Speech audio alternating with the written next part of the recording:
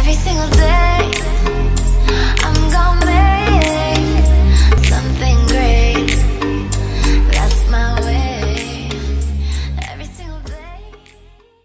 Sabe que é legal, gente, que a gente entender que procrastinação todo mundo faz. Eu queria que vocês soubessem que eu também já procrastinei na minha vida, né? Porque é normal, isso é uma coisa do ser humano, né? Quando a gente deixa de fazer uma determinada tarefa para fazer outra, que às vezes é mais prazerosa, né? Às vezes é um pouquinho mais interessante, né? A gente faz isso num movimento de evitar o desprazer daquela tarefa que a gente procrastinou. Então, eu vou dar um exemplo bem simples. Vamos dizer que você você tem que lavar a louça na sua casa, né? Você tem que lavar a louça. São exemplos simples, tá? Não quer dizer que aconteça com você isso. Mas você tem que lavar a louça. Para você, lavar a louça não é legal. Porque tudo é muito subjetivo, vocês concordam comigo? Tem pessoas que dizem assim, mas eu adoro lavar a louça, é terapêutico, né? Tem outras que dizem assim, não, é horrível para mim, não gosto. Então, entre lavar louça e fazer alguma outra atividade, por exemplo, ficar no Instagram, né, ou fazer alguma outra coisa, essa pessoa vai falar assim, ela vai falar isso assim, né, de uma maneira mais mental, ela vai argumentar com ela mesma, mas não queria fazer isso aqui, me gera desprazer, né, nem que seja um desprazer pequenininho, fazer essa atividade, eu vou preferir fazer outra coisa que me dê mais prazer. Ou algumas pessoas, elas têm aquela mania de falar assim, mas esse aqui é só para semana que vem. Olha o pensamento. Isso aqui é só para semana que vem. Então eu vou deixar para fazer na semana que vem, né?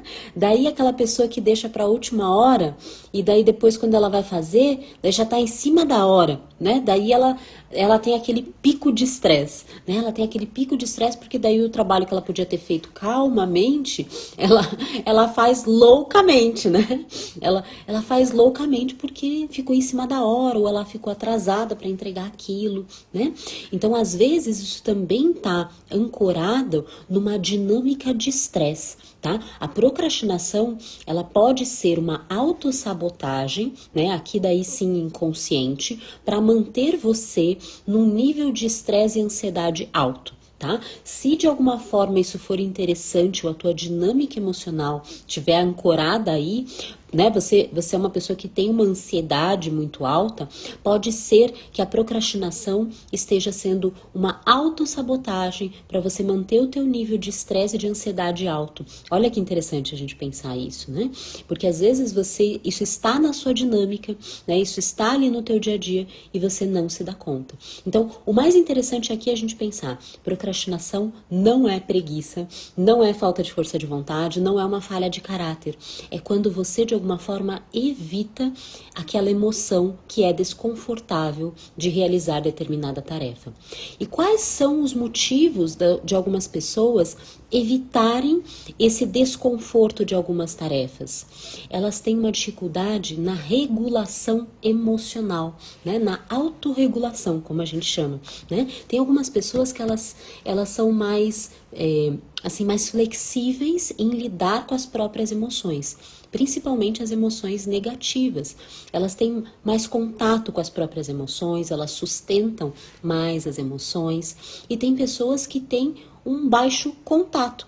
Aqui nesse canal a gente fala de sustentar emoções o tempo todo, porque o nosso tema aqui é comer emocional. Olha como a procrastinação tem tudo a ver com comer emocional, porque o comer emocional também tem a ver com você não sustentar e não lidar com as suas emoções e acabar usando a comida, né, para lidar com essas emoções. A procrastinação, ela tem um movimento muito parecido, porque é quando você evita lidar com algumas emoções, né, aquele desconforto de algumas tarefas, né, porque você às vezes não tem uma boa autorregulação ou não tem um bom contato com o seu corpo, com as suas emoções, e daí você de alguma forma deixa essa tarefa para fazer outra que seja um pouquinho mais prazerosa.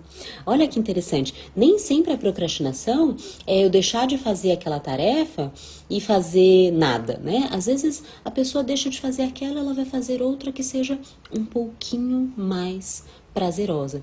O grande ponto é que isso vira isso pode virar, né, um ciclo vicioso. Ou seja, essa pessoa acaba deixando de fazer determinadas coisas que são mais desconfortáveis, ela faz outras, e isso vai gerando sempre uma fuga das sensações, né, desconfortáveis de fazer algumas tarefas. E aí ela começa a ter até uma questão de autoimagem, porque ela se vê como uma pessoa que está sempre adiando, que nunca está conseguindo terminar, né? Sabe aquelas pessoas que dizem delas mesmas, né?